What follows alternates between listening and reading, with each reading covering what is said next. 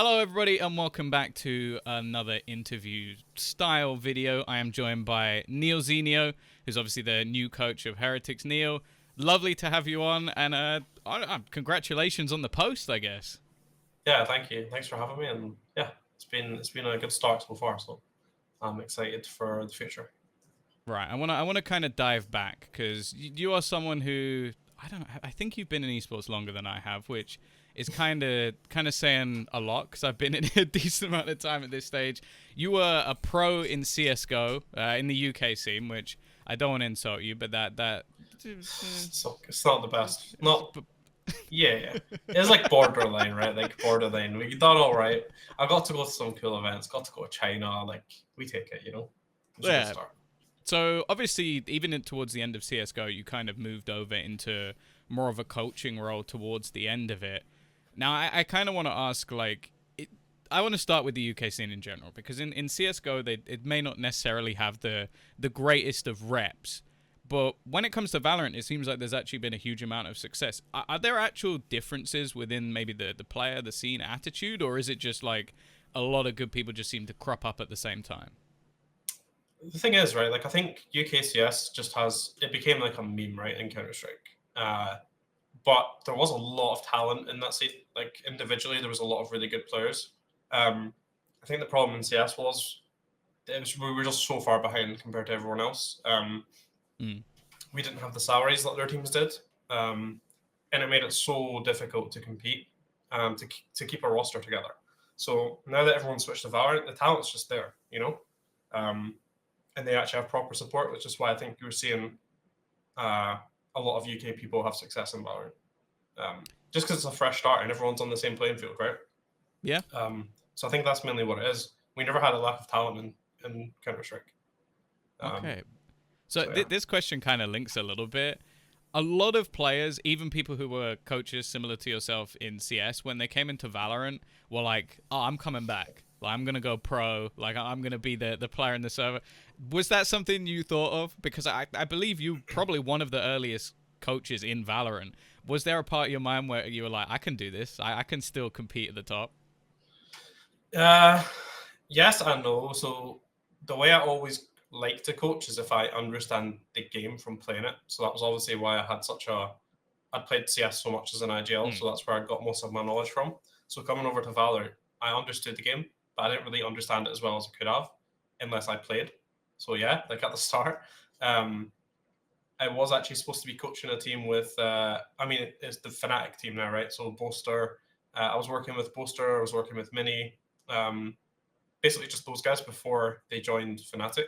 Yeah. Um, and I just felt like I didn't really understand the game enough at that point. It was so early on, so I left that team to basically play, and I started playing in a team.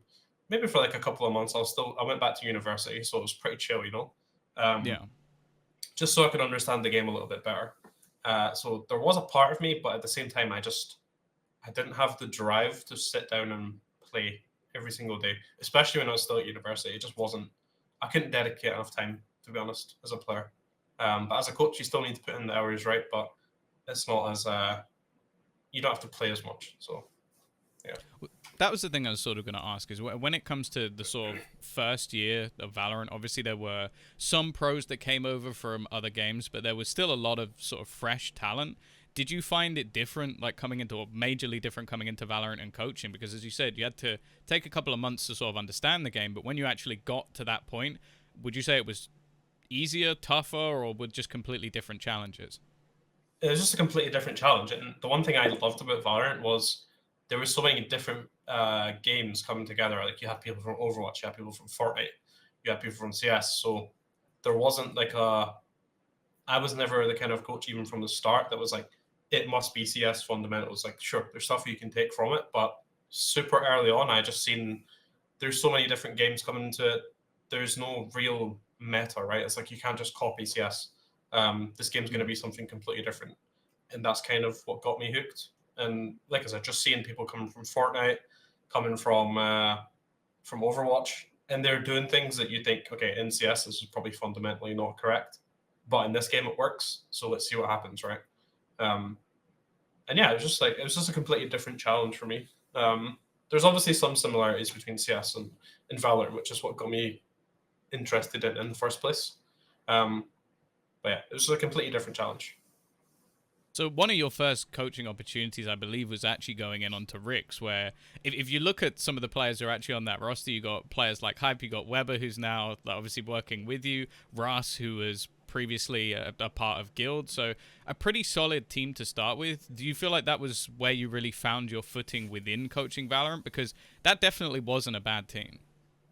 Yeah, I'd say so. I think it was a good start. I think we got into like the top 5 in Europe, which was pretty good for us, to be honest, because no one really rated them at that point. And we started, getting we were getting close games off the original G2 roster, kind of like when they were going unbeaten. And we made some decent runs into like later events. So yeah, it was like a really good start. It was a good place to kind of test how I wanted to run a team. Kind of the fun, like basically how the values I'd have in a team. It was very close or very similar to CS. Obviously, I had to evolve a little bit, but it was proof that it still worked, right? Because we were doing pretty well on that roster with relatively unknown players. Weber as well. He had literally just switched from CS. I think he had played the game for like 3 weeks, and I just plucked him out. I was like, dude, we need a player come. So, yeah. He struggled a bit at the start, I'm not going to lie. He got thrown in the deep end. It was straight on the Cypher. So it was rough for him, but yeah. He did also then retire and become a coach as well. So. Yeah. I think I put him into the retirement home pretty early with the Cypher, but yeah, all good. He'll thank me for it now, Well, I think this is now the sort of the part of at least your path in Valorant that people will start to really know you from, and that was that move to G2, because although I think they trialed mics at one point, in terms of official coaches, I believe you were there first. So how did that whole move come about? Was it through maybe knowing someone like Artis, or was it literally that G2 saw you and went, okay, we need this guy? Pretty much. I think it's so. Yeah, I think they trialed mics for a couple of months. Yeah. About a month, I think, or maybe 6 weeks. And then yeah, I've been playing first strike with Ricks. We did quite well. Like we had a couple of upsets, a couple of close games with good players or good teams. And then yeah, our new artist from CS, I coached him in Endpoint for a little bit. Also played with him in teams, and he was like, "Yo, you interested in trialing? We're going to start trialing coaches. It's probably only going to be a couple of days." I was like, "Do you know what? Sure." And at this point, I was kind of like, I think it was during lockdown, so I was like, I'm not doing anything else anyway. Let's go for it. Like, this chance doesn't happen very often. So yeah, I jumped in, coached them for 2 days, and then they pretty much instantly just offered me the contract. So they really liked what I had to say. So I was like, holy shit. Okay, I guess we're going for it, right? And then yeah, this was like the first ever team I had coached that was tier 1. Coming from CS, it was just like UK mixed teams, or like really lower level kind of like organizations. And same with Ricks. Ricks were a great org, but they were more like single kind of investor. They didn't have any like real sponsors or anything like that. So jumping from that to G2 was like, well, I guess jump in with both feet right and just take it as it comes. So I think that was also the moment where the roster picked up Zeke. Were you a part of that roster change, or did they make that roster change and then you joined at the same time? Yeah, I was basically on trial with Zeke at the same time. So they asked for my opinion, but I didn't get to see all of the players that were trialing because obviously they were trialing other coaches as well before me and Zeke. But me and Zeke basically trialed at the same time. And from what I understand, they didn't really have any other options. I think they just replaced David. And there was obviously quite a lot of talent going around, but yeah, I don't really have much input, to be honest. It was more like, we're going with Zeke. I was like, cool. I mean, Zeke was insane, right? So I was like, okay, sure, let's go for it. Sounds good. So straight away, yeah, I don't really have much input in the roster then, but you can argue for it. Zeke was an unbelievable talent. So yeah. So it kind of ties into, because this was the thing that happened with G2 in general. Like Ignition, we knew they were basically the best team by a country mile. Like FPX sort of came about and did some damage here and there, but never really managed to compete. The main criticism that was always there of that team was no structure. So did you know going into that team that you were going to have a massive challenge on your hands? Because even the roster move they made, it didn't really help with structure. It wasn't an IGL. I think at a point Zeke was IGL, which was also weird in itself. Was that Yeah. really a sort of troublesome start for the roster? Because to fix everything there, I think there was a lot to fix. It was unfixable. Like, so I just remember the first time going in, right? That was the hardest part of my decision because I went in for the first couple of scrims, and after I think maybe the second scrim, I'm not even joking here, by the way. I was like, guys, you're insane, but I have no idea how you've won everything. Like, it blows my mind. Like, how have you guys won? Like, I don't get it because like their scrims would start, yeah, they're all just trolling, they're all laughing, joking. It would come to like 5 seconds in freeze time, and they would all like we're playing a scent, and everyone would just levitate towards B, and it's like I think we're doing a B rush. But then like they would go B, they'd get one kill, they'd run back mid, and then they would get kills mid, and they'd run up short, and that was it. Like no one's really calling. Like Artis is super vocal, so he's given a lot of input. Mixwell's super vocal, and it's just like chaos, organized chaos, a little bit organized. But yeah, I think David also probably spoke a lot. So it kind of just when they lost that, it was like a massive change in how the team worked. But back then, I'm not saying the teams were bad that we were playing against. Obviously, they're very good. But the way that G2 were winning before I joined was basically Mixwell watching all their games. He's helping call. Artis is studying the other teams. Like they didn't just run at teams; like they actually did study them, right? And it was more just like everyone was pitching in. Everyone was very vocal. They were a very reactive team, and I think that style just got a bit harder to replicate once the game progressed, basically. So yeah, you basically had a team that had no real structure. Their fundamentals were good when it came down to training, down to comms, but yeah, I think when we tried to add a bit of structure, that's where it got very hard, especially without an IGL. That was super hard. So one of the changes that came very, very quickly was the Zeke basically kind of went straight back out of the roster again. Was that a decision that you were part of, or was it more of like a organizational decision? Because I think from a lot of people, he was put into a role that ultimately wasn't his role. A talented player, but he was gone very, very fast. I think it was, a few months? Yeah. I want to say like 90. I mean, I'm not in G2 anymore, so I'll hide this, right? But anything that I want to say like 90% of the roster decisions in G2, the coaching staff didn't even know about it. So okay. we would come on and Carlos would be like, right, man, that guy's gone. He's gone. I'm like, okay, I guess we're +1. Cool. But no, I think with the Zeke, I think he basically made a couple of tweets that didn't really match Carlos's mentality. Okay. So he was already on the firing line with that.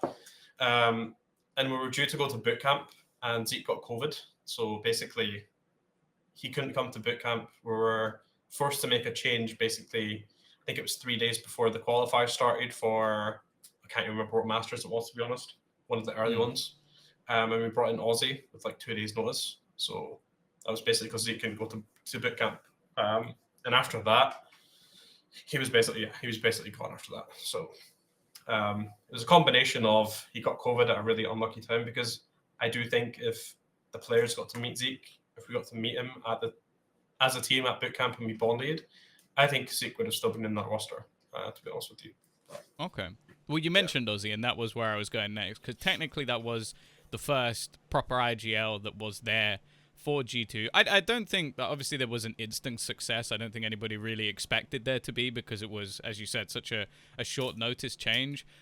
I feel like that one might have been more of a you decision, though, because like Aussie coming in, another UK guy, someone who had some experience as an IGL. Was there ever a point where you were like, I kind of hope I can keep him afterwards? Because I think everybody, again, knows what happened next, but I don't think he did badly within that moment. No, Aussie was good. But basically, how it happened was, like I said, we had 3 days before we flew out to boot camp, and we had to pick up someone. And we all just sat down and we spoke. We're like, guys, it's so hard without an IGL. Like, let's just use this as a test. Like, see how you guys enjoy having an IGL. So we tried quite a few different people. Lucas was also helping out, my assistant. I think we tried Foxy at that point, back before he was known at all. We tried out Foxy. We tried Aussie. And honestly, there wasn't that many IGLs at that point. There still isn't really in the game. But yeah, Aussie was the best that we saw. So we're like, you know what? Come out. Let's try. We'll go through some stuff. It was a breath of fresh air for me, because it was a lot easier to kind of get my ideas into the game. And then, yeah, we went with, I think we did okay. Like I think we beat Heretics at the time, which was quite an upset. Um, and then again, that event was honestly like we were just cursed in G2 with problems after problems. I think Artis had like really bad toothache, like insanely bad, to the point that Oh, okay. he couldn't do anything. He went to the dentist before we played Fnatic actually. I think that was to qualify. So he went to the dentist before. He got like 4 injections in his mouth to try and numb it so they could pull it out. Just was not doing anything. Like they were still Oh, trying to yank his wow. tooth out. Nothing was happening. So Artis came back. He was groggy. He was like injected with I don't know how much German like numbing cream stuff. So he was basically dribbling everywhere. He couldn't move his mouth. He was playing games. And then yeah, like it was an experience, right? But it wasn't really a surprise that we didn't qualify after everything that went on that event. And then I think Mixwell spilled water on the PC during like a really important round. It was like I think we lost that game 13-11. He spilled spilled water on the PC on like a super crucial round, and we lost it. And we had to do attack pause for like 50 minutes. So overall, it was a great event. It sounds like an absolute nightmare. But with Aussie, like we were gonna keep him. But my intention was to keep him. I just felt like I didn't see enough in terms of work ethic, to be perfectly honest. I really liked him as a person, but like for me, you're coming into G2. It's like we basically took him from no team, right? I was just expecting him to have kind of a fire up his ass. You know, he was going to be super hardworking, and he did a really good job. But I think for him, he just wasn't ready for it yet. And then yeah, the G2 management had already kind of started planning a new roster anyway. So, yeah, even if I wanted to keep Aussie, I think the managers had already kind of made a move for Coda at that point. So, yeah, it was kind of set in stone already. But yeah, he did well for considering the stuff that we had to put up with, you know? Yeah.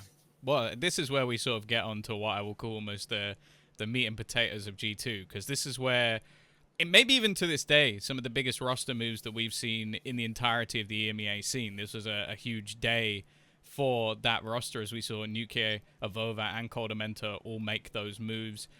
You mentioned the management, so like, how much input again did you have with signing of these players? I feel like with at least a couple of them, I think that if you can get them, you're going to take them all day long. I think at the time, UK was easily one of the best players, probably in the entire world. But was there someone that you went, okay, I'd love to have this person? Or again, was it just like, here you go, Neil, these are your players, do Basically, what you can?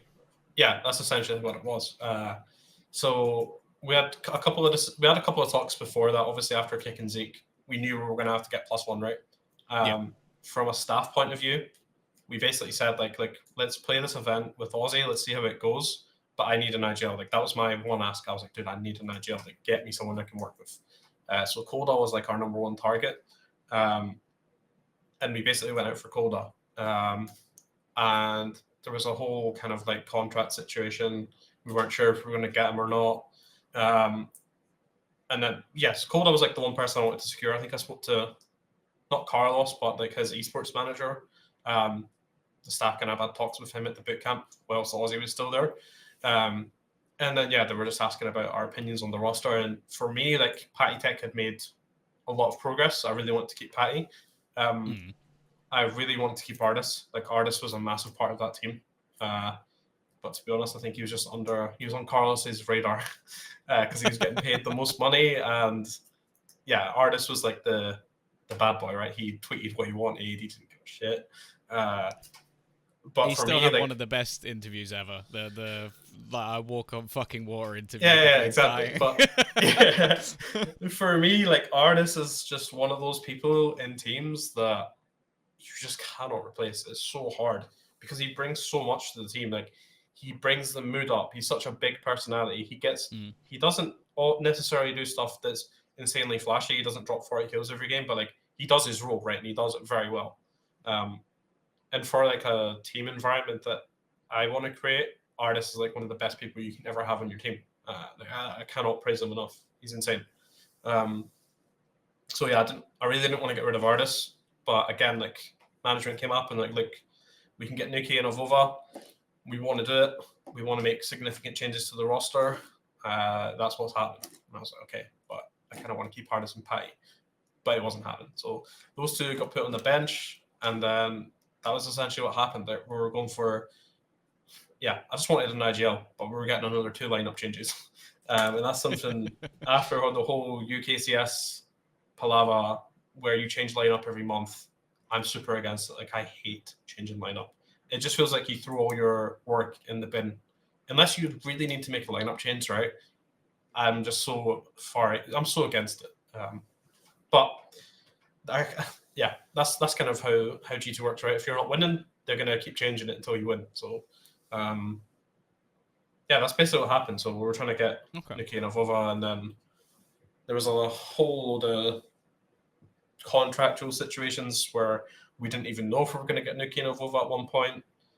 So I think the 2 months that we had to prepare with a brand new roster very, very quickly turned into 3 weeks before Masters Berlin, just because we didn't even know if we were going to have them. We ended up trialing like Starkzo, for example.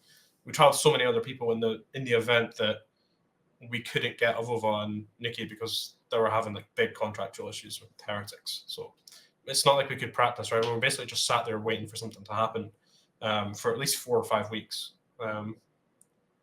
And it was messy, but an experience, I'll tell you that.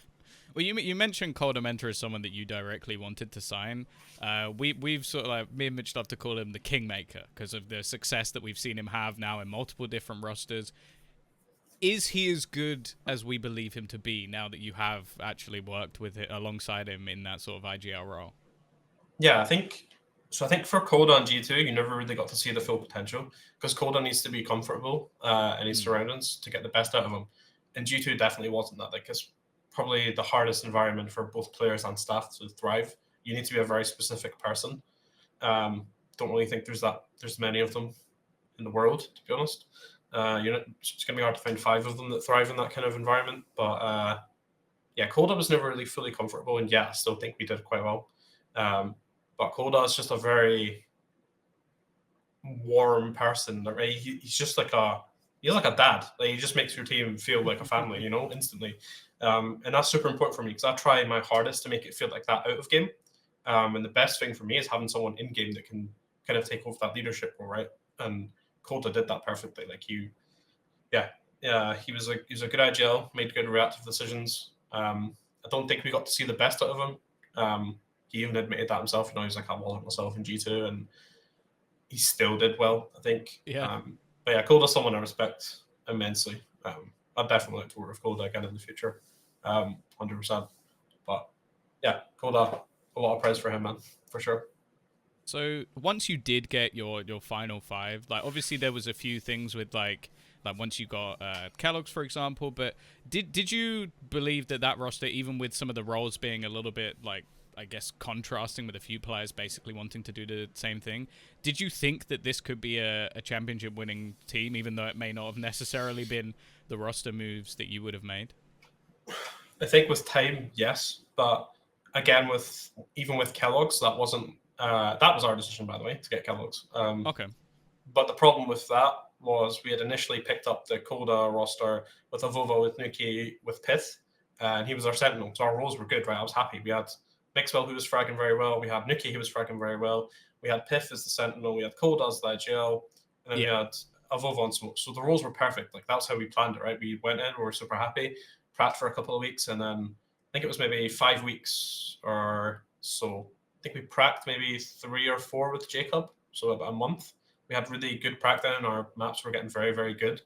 And then about 10 days, 12 days before the event, or before we flew out to Berlin for the bootcamp, he basically just turned around and was like, guys, I can't do this. Like, I'm not enjoying myself. I don't like the team. Okay. And he basically stepped down. So, again, we had about we had like 10, 12 days to find a new 5th.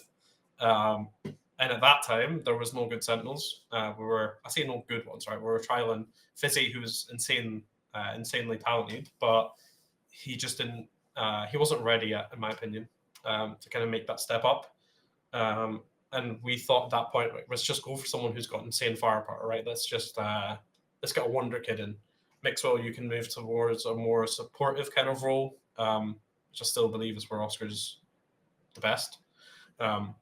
And then we tried a couple of players. We seen Kellogg's, and I was like, dude, this guy's got insane potential. All right, let's go for this. So I think we had about 5 days prep before we started the qualifiers with Kellogg's, and then all the maps that we had prepared was just kind of out the window. So we went in again, a bit underprepared, a bit understructured, but I did believe with that roster, if we had time to practice, we could have made it work for sure. We could have been a championship winning team, just not with 3 months practice. Even if we had 3 months, right? We had 10 days. So if we had like another 3, 4, 5 months to practice, I think that roster could have been very good, especially with Chamber. Like Chamber came in December, I think, or January, and that would have solved all our problems because Mixwell would have been on Chamber. It would have been ideal for that roster, but we didn't have the luxury of Chamber when we were playing. So I think if Chamber was in, that roster we could have won a championship for sure with time. So I just before, because we're gonna get into obviously Berlin and everything in just a moment. So you've mentioned all the players that were sort of like let go within those moments. Like you've got your Paditex, you've got your Zeeks, for example. Like, is there someone of those players that you would have gone, okay, I wish I'd kept them sooner? Obviously, Zeke kind of did go on to become the champions MVP, so I feel like that one might be a bit of an easy answer, but. Like, do you think that there's one solve where you could have gone, okay, if I'd kept him, I think we really would have done some real damage? Artis, I think. Yeah. Artis and Patty both at that time. I don't think it would have changed them. Artis 100%. Not just in that because of the success he's had. I just value so much what he brings to the team. And I felt it again when I was on FPX. Like, he's such a huge part of that roster. And that's why he's so sought after, I think. And you saw the clutches and stuff he made at Champions. But Artis. I think Zeke, honestly, I love Zeke a lot, but I think at that time, he probably needed to go. He wasn't really gelling with the team properly. He was never going to get a chance to gel with the team properly because he had COVID. And I feel like he developed a lot as a player after that. And I think everything happens for a reason, to be honest. And he came out of that situation very well. Champions MVP, he did won right. Champions. Yeah, he done all right. So I think it helped him a lot. Like, he's, even from having him back now, he's evolved so much as a person and a player. And I don't think he necessarily would have changed as much if he hadn't left G2 where he did. So for me, Artis, I would have kept Artis 100%. Okay, so now getting in towards Berlin. G2 came into that event, I believe, as the 4th seed, so I don't think expectations for many were particularly high, but ultimately it was a fantastic tournament. I kind of want to know what you put that down to. Like, was that a lot of players peaking at the right times, or do you think that just like the small amount of prep that you did going into that event was enough to get you to that top 4 finish? I think, so like we straight up hit into the qualifiers. We were always, I don't know why, but I do know why. I think it's because we have good boot camps. But every time we were at boot camp, we had a boot camp buff. And we just bonded so much as a team. So doing everything together. And I think it was obviously like a little bit of a honeymoon period, right? Where, sure, it's not good not having prep, but when you have so little prep, everyone's just kind of like, dude, we have nothing. Like, we have a couple of defaults. I don't even think we got to the point of having good site executes because we had Jet almost on every map. So it was more just like we were playing super reactively. Everyone was just flowing off each other. We relied heavily on our firepower, which is something I'm not proud of. It's not how I like to set my teams out, but we didn't have much choice. We didn't have much choice. So I think it was literally just the fact that we scouted the teams that we're playing against pretty well. And we found like a winning formula on some maps. Like I think we were one of the first teams to run Raise on Icebox, and I think teams found that really hard to play against. And especially when you have Nuki, who's incredible, and you have Kellogg's as well. You have a lot of firepower. So we kind of knew how teams were going to play, and we just kept it very simple, focused on the basics. And both Kellogg's had a very good event individually, and so did Nuki. So. It was mostly just like relying on our firepower, right? We had no real structure to fall back on, so that's ultimately what killed us in that event. But we did well for where it was, but there was no tactical genius from the coaching staff or anything. It literally was just we found a gem in Kellogg's and we managed to basically fit the team around him, and we made like a really fun environment to be in. That was the only thing that I'd say that we did well as staff during that point. And our boot camps were productive. So, So from then onwards, ultimately that was the best we saw of any G2 roster, bar obviously the Ignition series at the beginning. Did you know that if you failed to qualify for champs, that would just be it? Like they would just cut it there? Because at least from my position, that seemed like quite a drastic change when you didn't manage to make that qualification. 100% in G2, like you don't know, like if you've got a job, literally, like you could win one event one week, you could lose 2 weeks later, and the whole team's gone. Like that's just how it works. So for me, like I was pretty much wanting to leave anyway, regardless of the result, and that was basically like in October or something. I was just so stressed, like it was super bad for my health.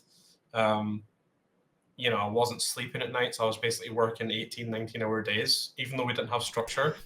There was still a lot of work to be done, right? Like we still had to figure out defaults. We still had to scout the teams. Like me and Lucas were staying up till like 4 or 5 a.m. some days. And I'm not gonna lie, we got paid like shit. I would have made more money working at McDonald's. So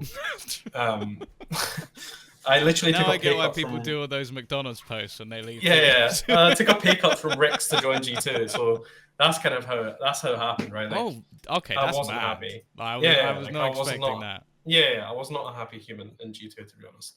And I would have left if it wasn't for the players. Like that's just how it is. Like I didn't want to let the players down. I didn't want to leave them before my contract ended. I was willing to stay in the org, but not as a head coach. I just couldn't take the pressure for what I was being paid for. Just wasn't worth it for like my health. But kind of like as soon as we didn't qualify for champions, I knew like they don't care about all of the stuff that's gone on. Most of it, which was caused by them themselves, chopping and changing players, contract issues.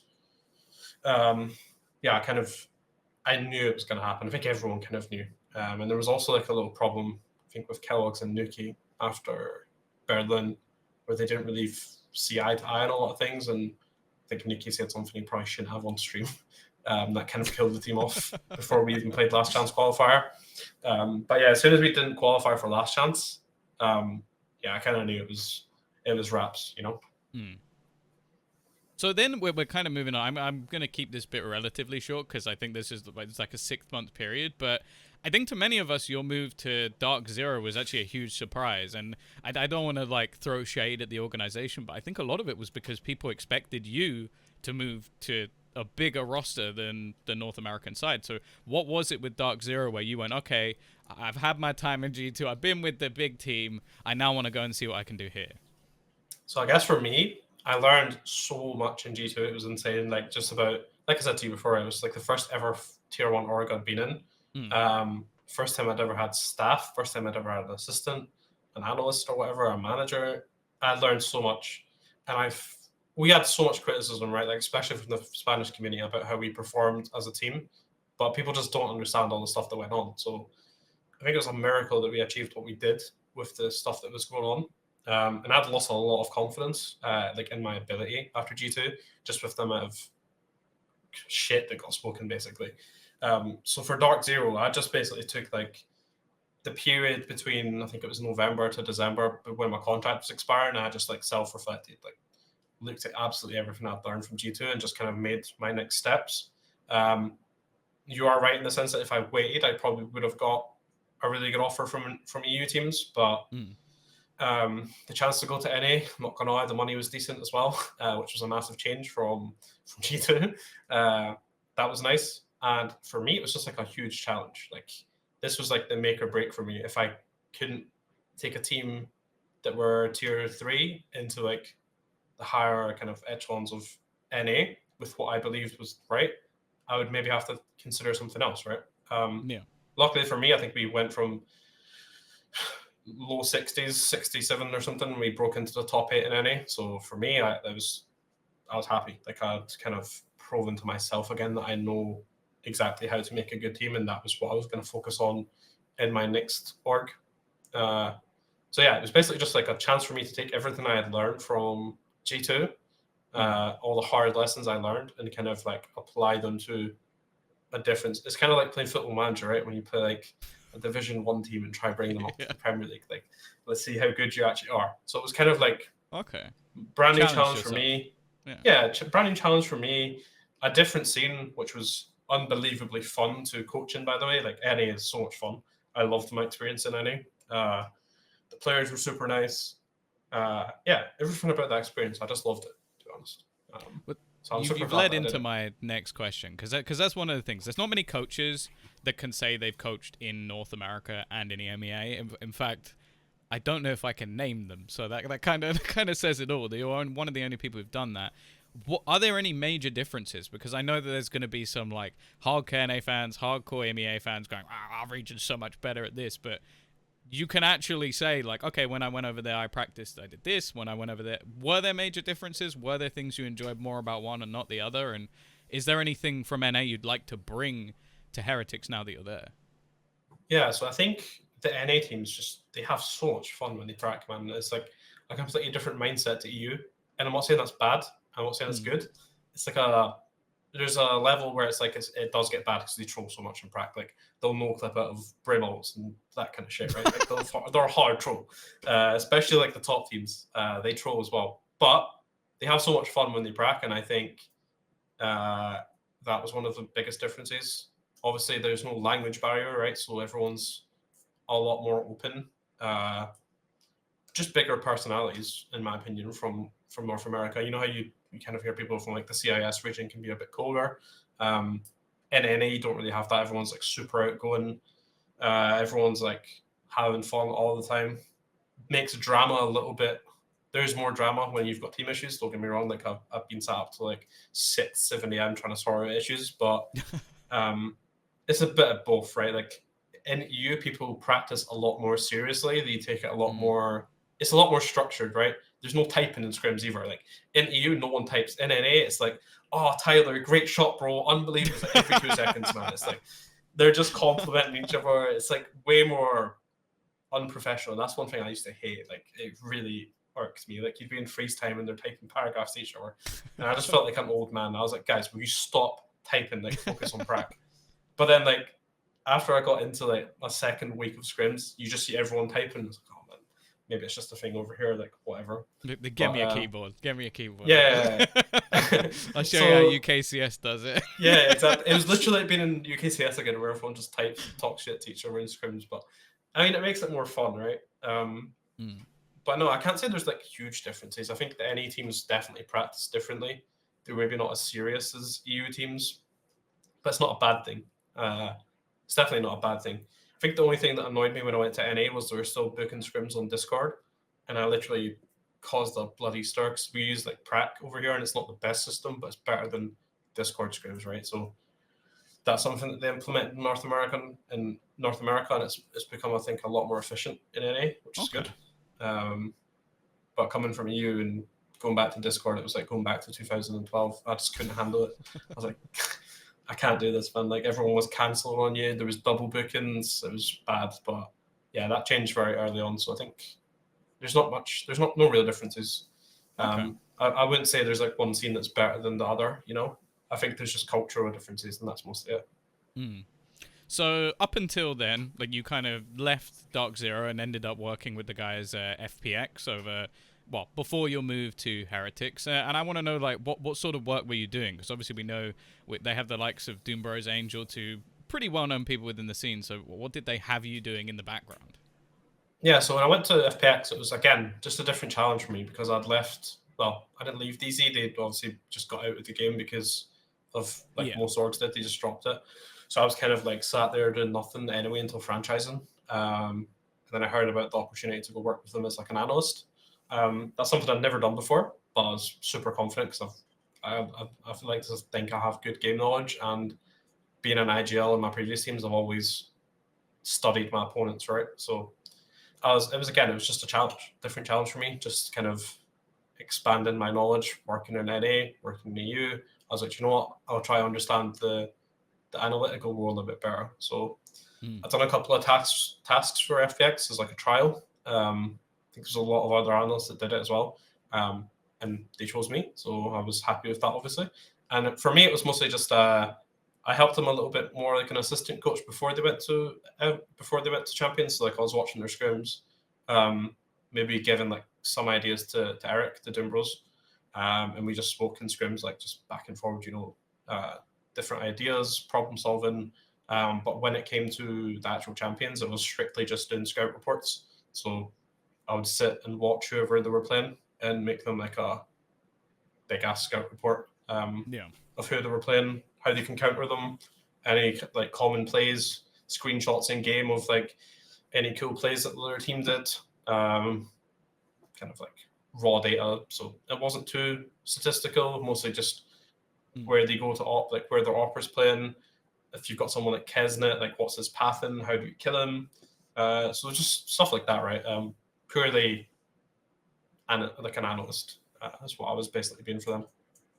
So again, like I think within the scene when it comes to Angel and Doom Bros, they're definitely alongside maybe the guys at Fnatic, probably the highest rated like IGL coaching staff. Was there anything you took away from that where you went, okay, I'm nabbing that, like that, I'd like that, I'm gonna use that when I go over to Heretics? A lot of like what Angel does is from CS, and I'd already kind of thought that would be the case. So it was maybe just reassuring, like, okay, I'm on the right track, right? So a lot of what they did, I was kind of already doing in my teams, but there was definitely the way they presented, like Eric, the way he presents tasks and stuff for his analysts, I thought it was really professional. So stuff like that I took. I thought, you know what, if I get an assistant or an analyst in my next team, like I'm definitely gonna present the tasks and stuff that I want them to do like this. But yeah, like we worked. I feel like we were quite similar, me and Eric, and I've heard that from artists as well. Like me and him were very similar in terms of personality, in terms of a coach. So it wasn't really a surprise. I think we got on very well. We enjoyed working together. I have like a lot of respect for both Dimbros and Angel. So yeah, it was more just like it was cool seeing that what they were doing. I was on the right track, you know. I think a lot of what Angel and Dimbros do is just because they've been together for so long, and I don't think a lot of that you can take. It's more just they've got such a good relationship with each other, and they bounce off each other very, very well. So there's only some things I can take. It's not like I would go in and kind of like steal everything they did, right? Because a lot of what they do works because it's their team. Just like sticking up a little recorder into their meetings. Yeah, It's yeah. like, no, just ignore me. I'm just taking this No, one. no, thankfully, like a lot of what they were doing, I was already doing anyway. And like I said, me and Eric are quite similar. So Okay. no, it was a cool experience. It was really cool to see how the best team kind of in the world works, right? And it was a privilege to kind of work with them. I enjoyed it so much. Right. Well, now we get into the bit I'm sure that people are probably going to be most interested in, where we're going to talk about you now joining Heretics. Obviously, I want to give you another congratulations because one of the partner Thanks. teams. I do want to add, though, I feel like you've been given a tough job once again because you went into G2. I think it was very much a sort of a revival mission after a fall-off. Heretics, again, you go back to some of the early stages, phenomenal roster. The last year or so, I don't know if I've heard their name for anything solid. So do you find yourself in a spot once more where you're like, okay, I got a job to do here? Yeah, definitely. I mean, there's some other, obviously, there's rosters out there, Fnatic, Liquid.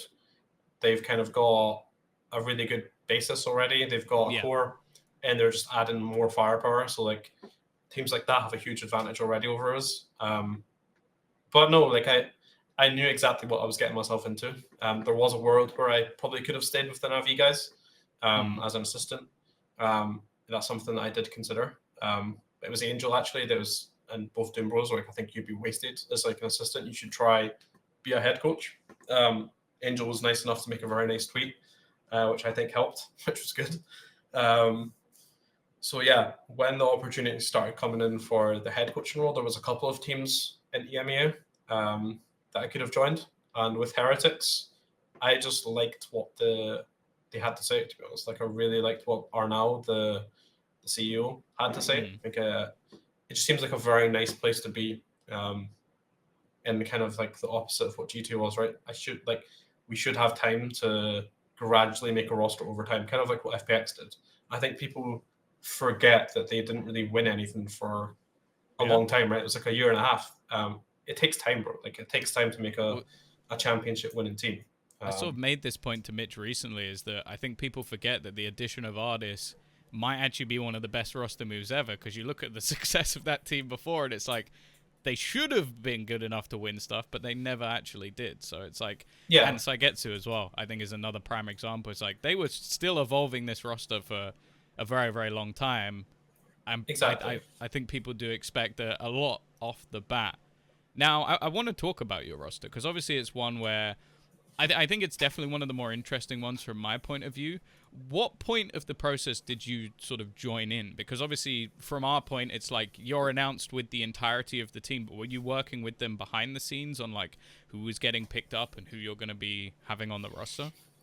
Yeah, so I'd say a little bit at the start. So, like I said, I was trialing with another EMEA team, and I got an opportunity to be an assistant with another one. So I was kind Mm. of considering that at the same time, just because assistant can be a bit easier, less stressful. But that was never kind of like I wanted a challenge, bro. I was like, I need a Yeah. challenge. So yeah, it was between Heretics and another org.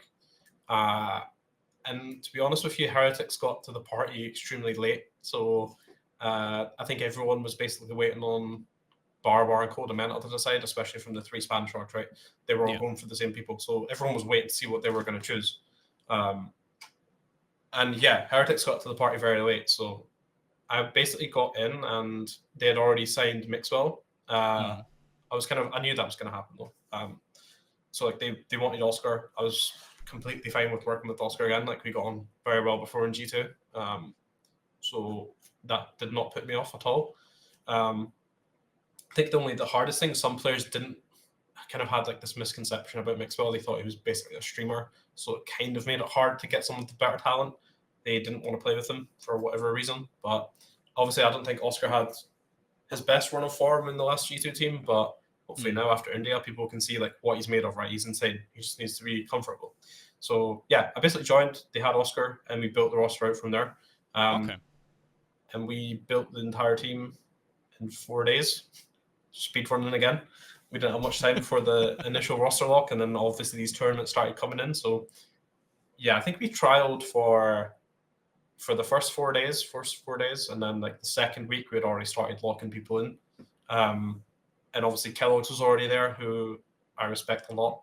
I think he hasn't hit anywhere near his potential yet. So for me, it's basically Mixwell +4, but Kellogg's was already there, and I was like, I want to work with him again. I didn't plan on basically bringing back the old G2. That wasn't my That intention. was going to be one of my next Yeah, things. Is like it's it actually does one of the kind of things. look like you've gone. I know this guy. I'm gonna like, come on, bud. You're Yeah, back, and you're back in it as well. literally. I said it to Arnaud. I was like, dude, the one thing I want to avoid is just getting the old G2 team. Not because there's anything bad. I would just prefer a fresh start. Yeah. Um, but when we started trialing people, and I know how good a Vova can be, and I don't think For sure. I think our roster right now is basically a team of people who are on a second chance again, or some people on a third Mm. chance, right? Like they aren't at their best form, or they haven't in the last couple of months. But if they can be at their best, they can be some of the best people at their roles. And we tried like a lot of different smoke players, but as soon as I seen a Vova, I saw he was still rusty, maybe not at his whole level, but you just see like what he brings to the team. Um, so yeah, that's kind of how it happened. It wasn't a plan of let's get the boys back together. It just we trialed, we looked at other options, and yeah, we just felt that it would be the best way to start the season off, right? Just with what we went with. So I kind of want to move on to again, like you're looking at the goals of this roster. Before I sort about the individual players, that's definitely coming. But like you mentioned, obviously this is going to be a process. This is going to be like the building blocks that you're going to move on to. So when it comes to Brazil, which is obviously the first major tournament coming up, everybody's going to be there. What are the expectations? Like, are Heretics looking at this going, okay, I want to see you get like a top four, like the sort of G2-esque style where it's like if you're not winning, you're losing, or have Yeah. they given you the sort of reins on, look, we know that this is going to take longer than just one event, and we're going to give you the time.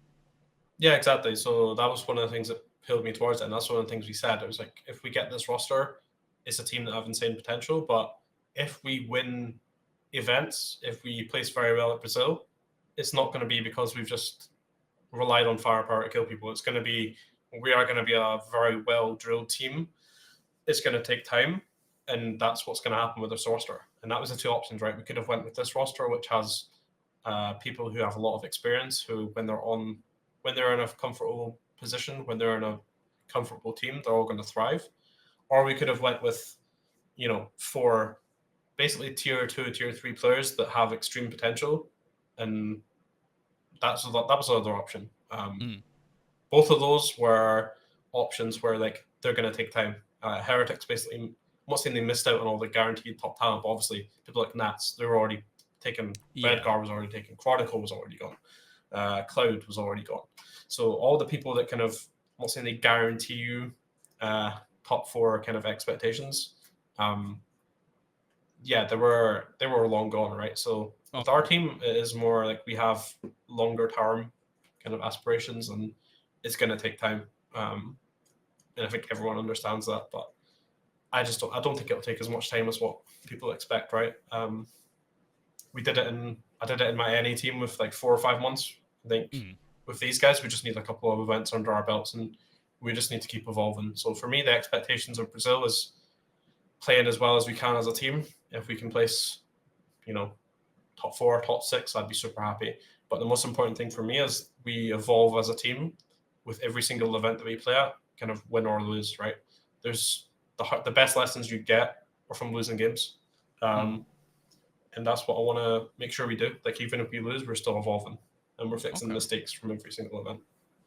So now we do start to look at the players that you've obviously picked up. Again, sort of jokes aside about the old G2, one of the things I was more looking at is, at least before the India event, which at least gave us a little bit of a inkling. So both Avova and Boo, at least from my knowledge, were going to be like controller players. But obviously Boo's sort of made that move away. Mixwell was someone I think a lot expected him just to be on like a sentinel role and Kellogg's to be that star, but we have seen some flex here and there with like Zeke coming back in on the Rays, which I'm very happy to see, and obviously Mixwell actually playing a little bit of Breach. So was that event more just going, okay, we need to sort of push the boundaries out a bit, see what I can test on other players and see what they're going to be able to do? And also with Boo, like, did you know he was going to be able to like sort of put in the work on that initiator role as well? Yeah, so I'll start with Boo, right? With Boo, when we were deciding for the IGLs, that was obviously one of the major things we were thinking about. Was like, okay, we can't. A lot of the people that were available were smokes players. I tried my IGL from NA, who was incredible actually, rated very, very highly. I think if he had his passport, he probably would have been in EU. But Boo was also a very, very good option. Equally as good as the other options that there was. And he impressed me a lot with his firepower. I don't really think he got to see it in India. But like Boo had already played the kind of Sova role before. So it's not like he's kind of like brand new to it, right? He played that for a very long time in Giants when he played. And it was something he expressed that he wanted to get back into. He didn't want to just be the smokes player. So I think in OG, he like went to smokes because he kind of had to. And he obviously enjoyed it. But it suits his playstyle. That's one of the first things I saw when I seen how aggressive he can be and his individual skill. He's very good, like first bullet accuracy. Like he can get you entry frags, right? It kind of suited him to play the more initiator kind of role. So we tried that for a couple of scrims and it went pretty well. And he was happy. So it's kind of nice now because we have that opportunity to play. If Avova wants to play Viper, Boo can pick up smokes, or we didn't have that in G2. If we wanted Avova on Viper, we had no other smokes player. So we have that now, right? It's like we have Boo who can play smokes, we have Avova who can play Viper, we have Mixwell that can play Viper, Zeke can play absolutely anything. With the team, I'm playing around with the roles a lot. I think we had 7 days prac or 6 days prac before India. So we have to kind of speed run that again. It's going to be the same for Red Bull. I think we have 8 days to prepare and change our comps a little bit. But again, like these off-season events, I just want to kind of test the boundaries with what works, what doesn't work. And obviously, like the main goal being 2023. But any event that we enter, I want to try and win it. So it's it's conflicting, right? I don't want to hard troll the comps, but who knows? Like maybe we'll start to run in like a Neon here and there just to see who can play Neon. That's the thing, these boundaries, right? The amount of times that I think us as like commentators have said that Angel is hard trolling, and then he comes out with something later on that's genius. So you have to test it somewhere, right? If you do bring out a Fracture Yoru, I'm gonna lose my mind. But I don't want to see that. Or an Icebox Yoru either. No, you should be safe for that. I mean, Mixwell likes to play Yoru, but I think that's Oh about it. damn. I mean, like you see with Paper X, Paper X were thrown in the Harbor left, right, and center when we played them in India, so that was interesting to play against. But yeah, I'll definitely test the waters. Just maybe not. Maybe we'll try Harbor. I don't know. We'll see. We'll Okay. see what happens. We don't have that much time to make a complex game plan, which a lot of these other agents require. Like if you have a Harbor, you have to have like a really well thought out game plan. Um, and yeah, we have only, like I said, 7 or 8 days, so it's going to be tough to get something that's tournament ready. That's a different kind of comp. But I'll definitely probably experiment with the roles a little bit just to see what we can work with next year. So I want to on the other side of Boo, obviously him coming in as the IGL. I don't think he's been someone who's seen massively by a lot of people in terms of like interviews and such, and maybe seems as a bit of a quieter personality in comparison to other the people in the team. Do you think that is something that could potentially be a bit of a struggle when it comes to like him IGLing? Because obviously from the outside we know Mixwell is a huge personality. Kellogg's is probably one of the most vocal people the second he steps on a stage. Is Boo someone that you've seen in an IGL spot where you go, okay, he's going to be able to take control of all of these players? Because Zeke as well is another one. They're a huge personality within the server. Yeah, so I think like the way I like to have the IGL in a way and just in general is that I like everyone to have a voice. So Yeah. I try to avoid it where the IGL is like a kind of dictator and he's the only one that speaks. I like to have it where everyone kind of gets to have input. Um, but Boo is, like you're right, Boo is very quiet compared to other people, but it doesn't, as soon as you get in the server, he takes control anyway, especially mid round. That's where we were very impressed with Boo when it came to his reactive calling. He makes very, very good mid round decisions. And I mean, he's got quite a big voice in the server, right? Like, if he speaks, you know he's speaking. He can Okay. take control and people listen to him very well. So Zeke gets to have a lot of input. Oscar gets to have a lot. All of them. Kellogg's can say where he wants to go, and that's something. It's an important part of how you want to play. Um, but yeah, Boo's not like the kind of guy that's just gonna curl up into a ball and not speak, because other people are speaking. He's very Okay. good at kind of taking control in the server, and people respect him as the leader in the server. So it's perfect right now. So one of the things with this roster, at least from my perspective, is I do feel like it's quite high risk. Like I think there's a few others, like I would say maybe Giants, like with not necessarily having the most experienced IGL, for example. But with this squad, I think you can correct me if I'm wrong, but it's like the potential of these players' peaks is very, very high, but their current form is not. Was that something that you sort of considered when looking into this roster and going, okay, you mentioned I can't get the Nats. I can't get someone like that into the team, but I know that these players can be good, so I will take that risk to try and see if I can get them back to where they could be.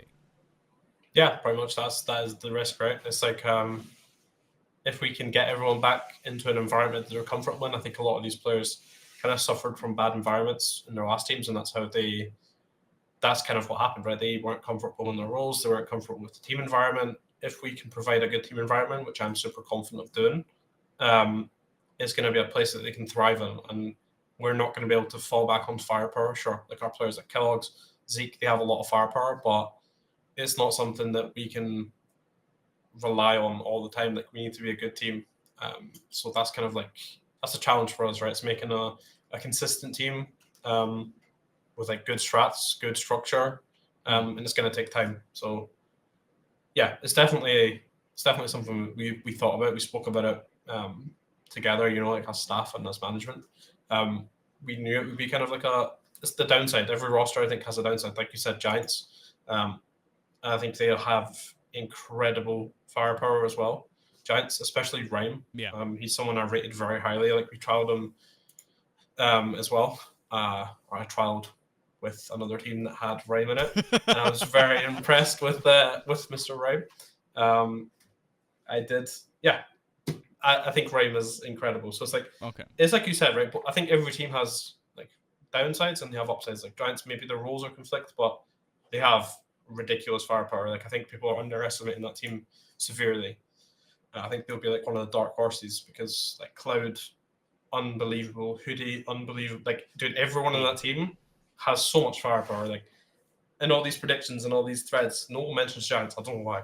I think they're so good. So, well, that's the thing. Pip's I a feel great like coach. So.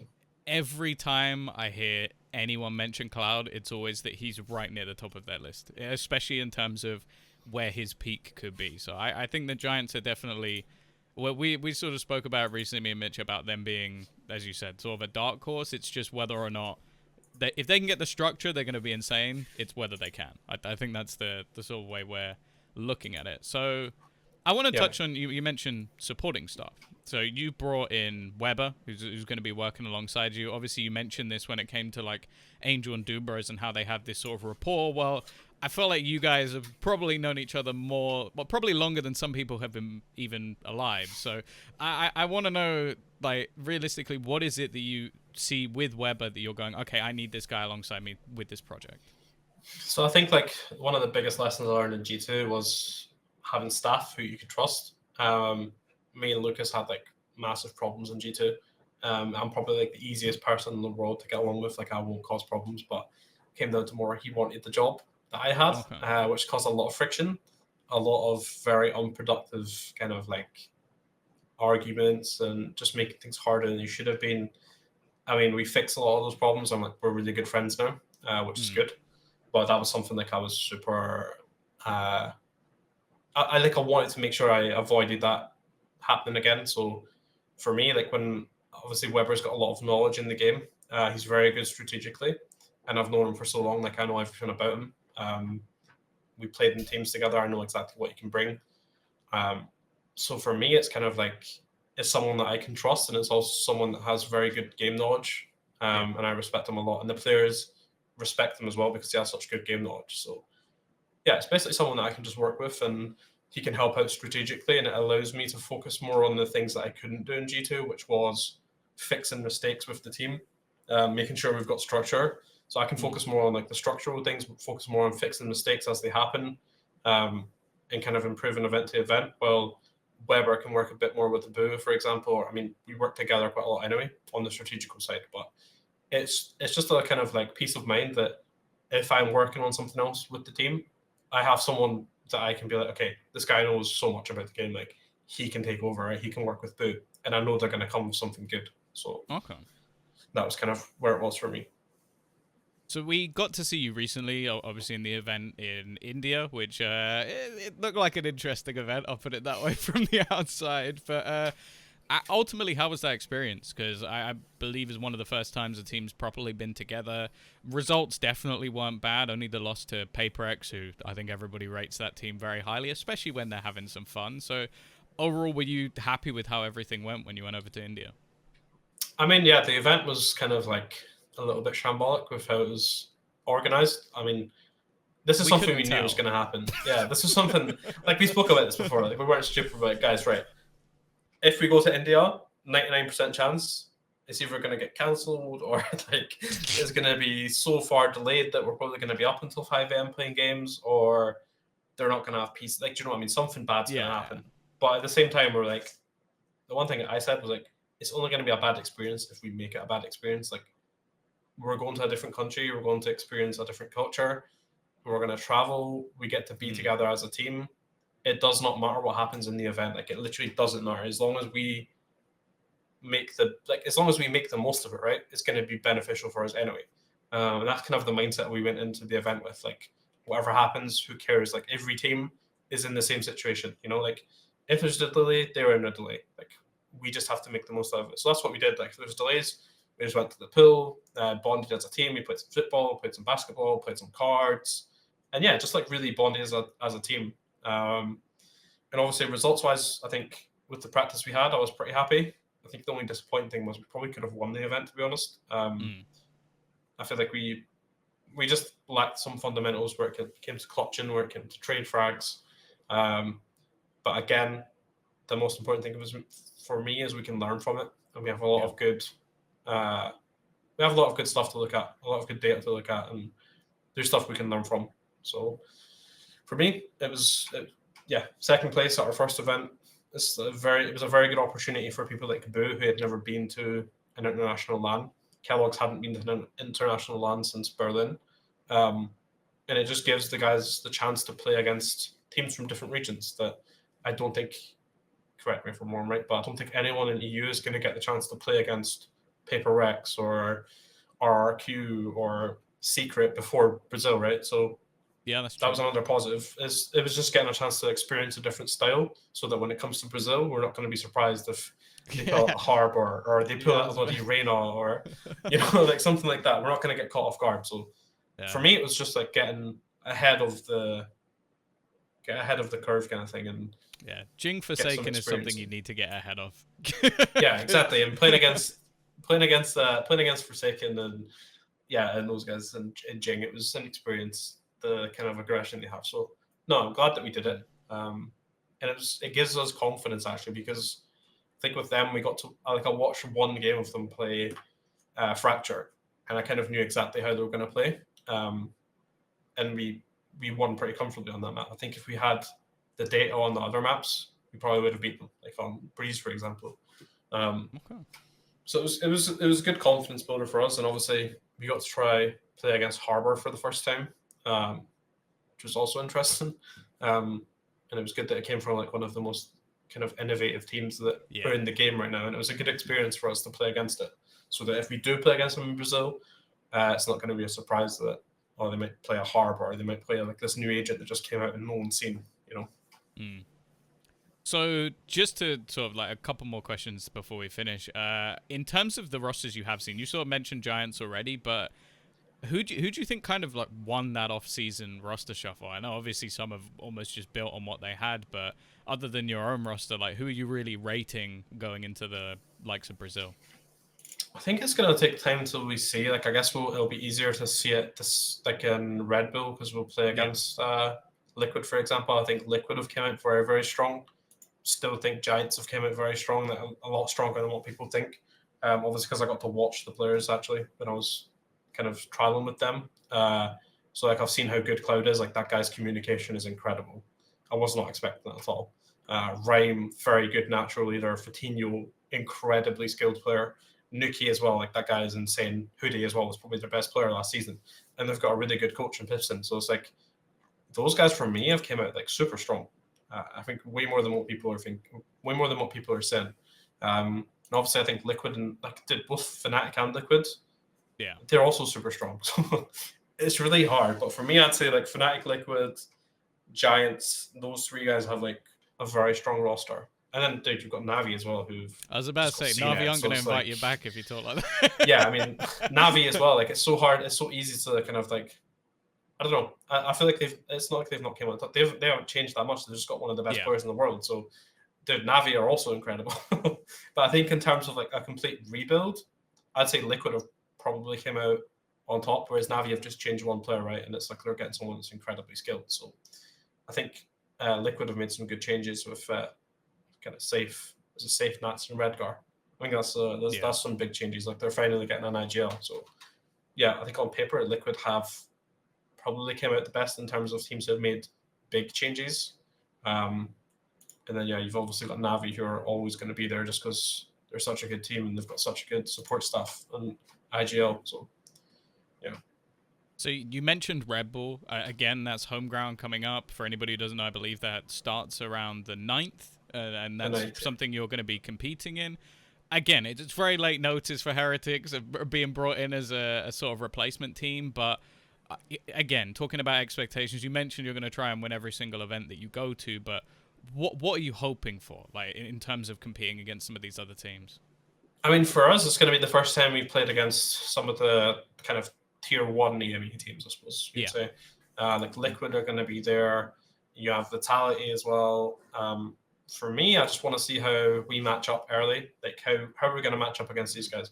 If we get stomped, fair enough. Like we'll learn from it, right? If we win, then I just want to make sure like we're. For me, it's literally just going to be a learning experience, right? If we win, we take what's working, we improve on it, we make sure we don't come complacent. And if we lose, no matter what happens, like as long as we learn from it, that's the most important thing. So for me, obviously, every event we go in, we're going to have the mentality that we're going to win. So for me, that's it. That's it, right? I just want to go and give our best performance as a team. Like I think we've got 8 days maybe practice before we fly. I think we fly on the 7th, so a little bit earlier in the tournament starts. Yeah. So it's a pretty quick turnaround from India. Obviously, we need to change some things. We might play around with our comps, maybe try some different roles. But for me, expectation-wise, it's like whatever happens, happens. I just want to grow as a team, learn as a team, maybe try some different roles out, see what works. And yeah, it's gonna be fun. Like we have to play against some of the best teams in the world, right? So Yeah. it's just a positive experience no matter what happens for us, to be honest. So obviously, being a little bit of a shit stirrer, I'd love to know who do you want to beat there? Because that's the thing. I think it's all well and good being like, oh, Liquid are Vitality, but like if you're choosing a team that you want to beat, like you can throw in the NA guys as well with 100 Thieves or even the likes of Crew. If there was a team that you're like, okay, I want to topple while I'm at Red Bull home ground, who are we looking at? 100 Thieves. I'd really like to play against them, and I'd like to be cool to beat 100 Thieves. Just because it's a different, it's like a different kind of region coming to. It's a different region, right? It'd be cool to beat them. It'd be cool to see how we match up against them.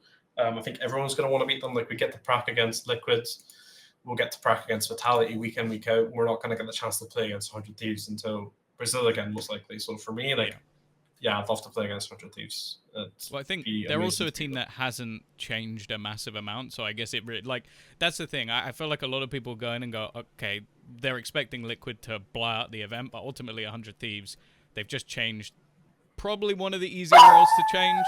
So I'll meet them. Hey, 1 second. Let's help.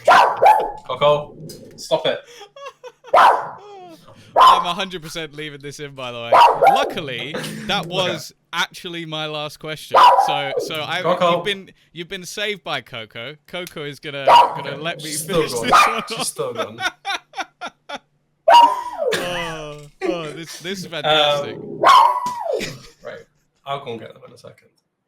It's all good. Either way, I'm gonna do my intro with the dogs over the top because I can still hear this. So. Thank you very much, guys, for watching. Thank you very much, Neil, for joining us, and Coco, who's going to close us out with a little bit of a woof at the end. There's a cat next door or something, so yeah. Thank you for joining us, Neil. It's been a pleasure. No worries. It's been a pleasure. Thank you very much. There you go. Thank you very much for having me. It's been fun. All right, guys. We'll see you soon. I'm going to try and bring out some more interview-style content over the next month or so. But either way, thank you very much for watching, and subscribe and like and all of that stuff.